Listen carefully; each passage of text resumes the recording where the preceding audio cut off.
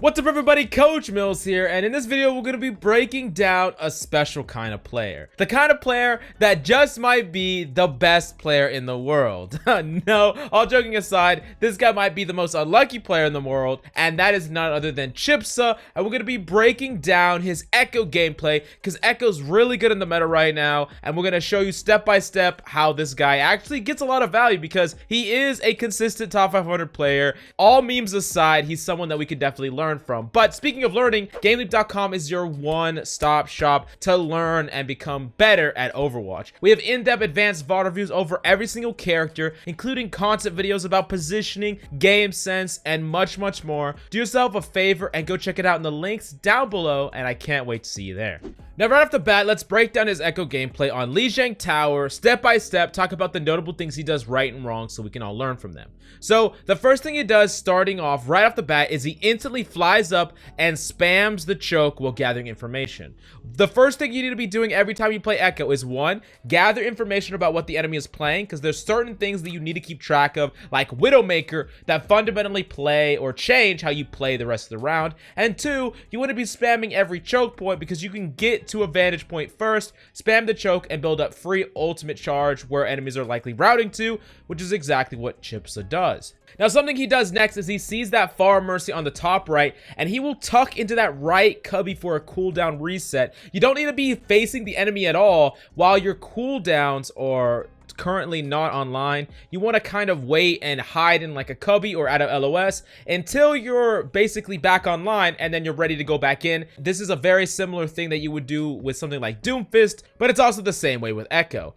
Now he's gonna go and fly up and over the right side, tags the Mercy in the head and a little bit of damage on her, and his Widowmaker helps finish her off. This is a really smart play based on cooldowns. He quickly evaluated the situation, set up for a play on the Pharah Mercy, flew over the top after he got his cooldowns back, and helped kill this Mercy, which is a very valuable kill. Now, next up, he is going to instantly wrap around, and this happens a little bit later on where he's trying to spawn camp, but it gets messed up with the D.Va there. So, something that you should think about doing on Echo is spawn camping, and it's very good, especially when enemies aren't peeling or taxiing. You can kill a squishy and then spawn camp them on the way back. Echo is one of those characters that can kill players very easily and get out, especially supports when they are not expecting him, and you can spawn camp them. But of course, their D.Va, their GM D.Va, peeled for him, so he had to leave, of course, but he didn't get punished as a result.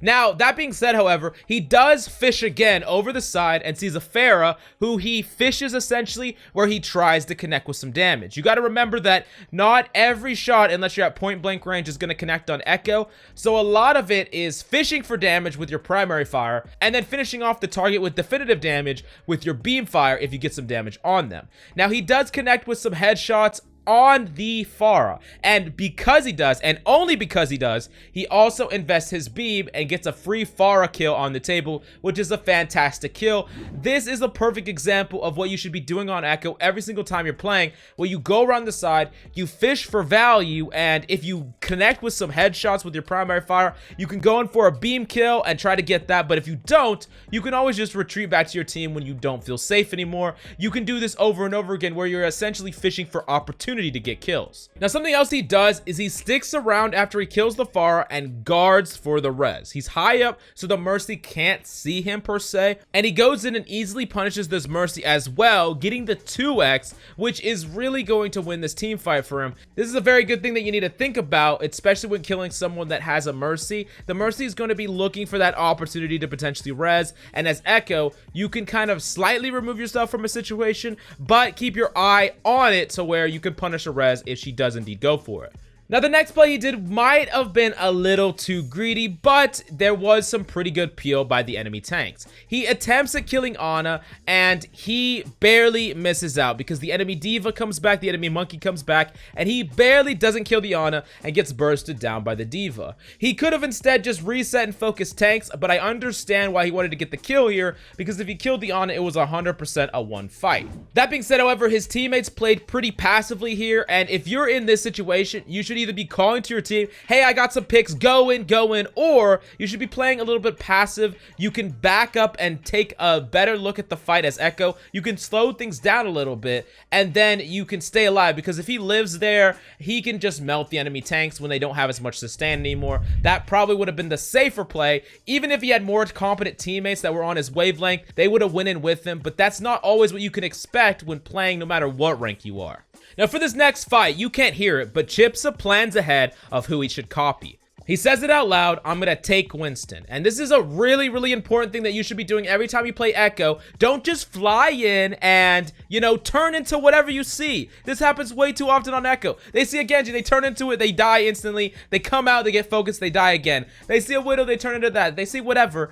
You really need to be thinking about what is the best copy target on the enemy team before you even go in, and also base it on who you can play. Don't be copying a character that you're not competent on, because it's about average value, and just because something is good doesn't mean you should copy it, which is exactly why Chipsa often doesn't copy hit scans in almost any scenario. You gotta think about who you're gonna copy in advance based on a number of factors, and typically main tanks are your best bet. Now afterwards, he turns into a monkey, jumps on the Ana, and gets a free kill. Now, this Primal Rage he does afterwards, though, might seem strange, but it was done for two big reasons. The first big reason is it prevented the enemy Pharah, their main DPS, to get anything done and change the fight. She was the #1 character on the enemy team that had the possibility to turn a fight when they already had an advantage. If they were going to lose, it was because Pharah is going to get like a giant barrage, and this play shut that down. The second thing that Chipsa did is he set himself up to challenge the Pharah post-ultimate, which is exactly what he tries to do. Now, that being said, however, he tries to focus the Pharah a little bit, realizes he can't kill her, says that he can't kill her, and targets the Mercy instead, which is something that he acknowledges, but in general, it is far too difficult for you to actually connect enough shots to kill a Pharah, which is getting pocketed, because you're going to need to hit multiple headshots in a row and then hit all your beam damage. It is very difficult and hard to do, incredibly difficult, especially when both of you are flying. Now, as an added note, however, something that you should do in general with Echo, if you're planning on maining Echo, the primary copy targets, you would do yourself a favor to learn the intricacies of how to play them and especially practice their ultimate. For example, things like the Shatter battle, understanding how to manage your shield and set up a Shatter, understanding how to Primal Rage enemies, and the fundamentals of diving in as Monkey. The more you know about the copy targets that you're planning on copying, about their primary game plan and their ultimate, the more value you're going to get out of your ultimates as well. And this really requires you to stretch your game sense out and practice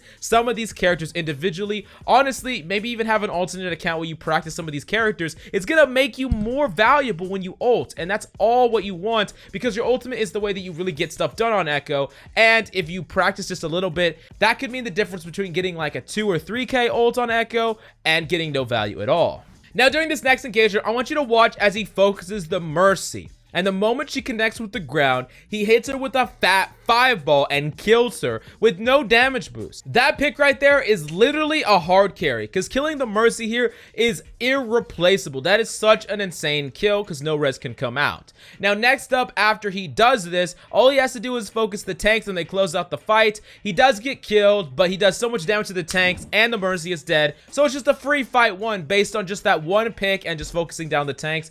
An insane carry play, and it really didn't take crazy mechanical skill to pull off. Now, moving on to the next round. This is the entire next map that we got to talk about. I need to talk about the positioning here on Chipsa, because this is the most important thing and the most important reason that he is staying alive and contributing to an entire game or an entire round.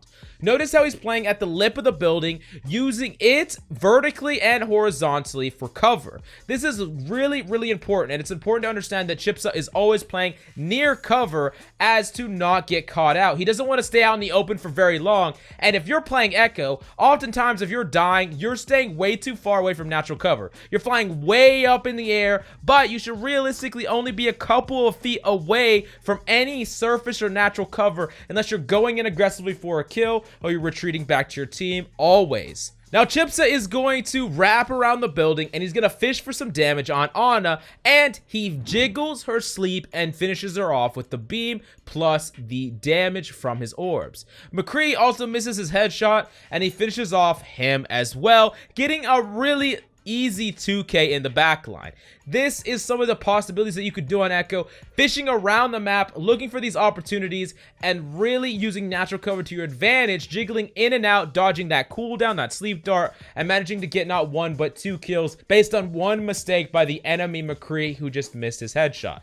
Now, in this next scrappy fight, the fundamentals are all there that we talked about, where Chipsa wraps around to the outside for cover, only peeking the enemy tracer, so he takes an effective 1v1. And that's one of the most important things that you can learn on not just Echo, but almost any DPS in general. You don't want to be fighting multiple enemies at the same time. If you can help it, don't look at multiple enemies at the same time. Isolate your line of sight to one enemy, and that's exactly what he does. He isolates his line of sight instantly to only this tracer, because dealing with one tracer is fine, but dealing with the tracer when the enemy Ana is shooting you from across the map and the Ashe is throwing a dynamite at you, that's just too much. It's just way too much. But if you can isolate yourself, move around the natural cover, then you're not only going to be getting more resources by your healers, who are going to be safer healing you, but you're not going to submit yourself to enemy fire as much, which is great fundamentals for pretty much any DPS character you could be playing.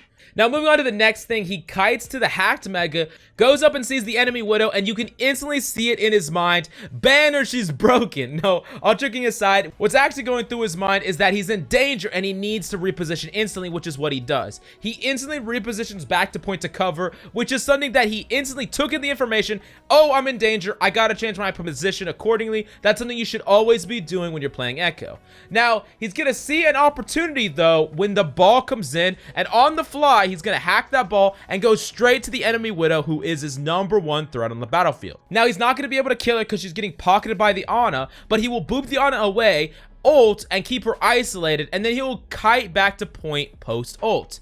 Now, later on, with the Widow distracted, he will see an opportunity to dive her and easily finish her off, which is something you could do against Widows. If Widows aren't paying attention to you, it is really easy to kill a standing still target on Echo, because you can hit multiple orbs on them and then beam them down afterward. Now, later on in the round, Chipsa will get into a 1v1 with the enemy Ashe. Now, I really want you to watch how he uses cover and this Mega to help him jiggle out of damage and get some free sustain. Instantly, he will dive down and play lower, because up against a hit scan, a sky battle gives him no cover to jiggle or block enemy fire. Now, he's going to connect with a couple of shots, he's going to hit his orb, and then Beamer actually goes around the corner and barely kill her. This is incredibly bad for the Ashe, who's supposed to be contesting the Echo, but great for Chipsa's team, because this basically shut down what Chipsa was afraid of, and then he's free to basically do what he wants. Now, right afterwards, though, a low HP Chipsa at 98 ult gets pushed by a diva, and yes, he gets a little bit of heal, but one thing that he does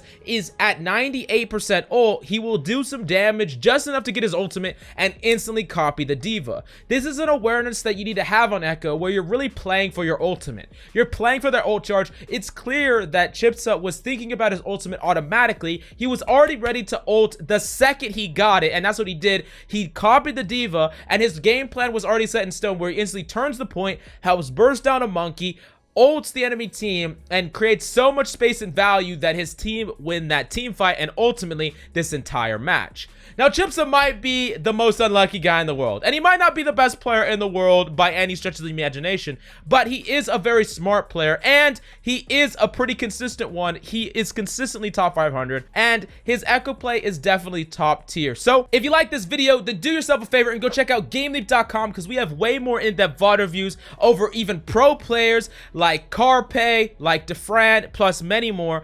Go right now. Don't miss out this insane opportunity to become broken. Thanks so much for coming by. Definitely let me know in the comments down below what streamer I should break down next. But that's all I got for you today. I'm Coach Mills, and of course, until next time.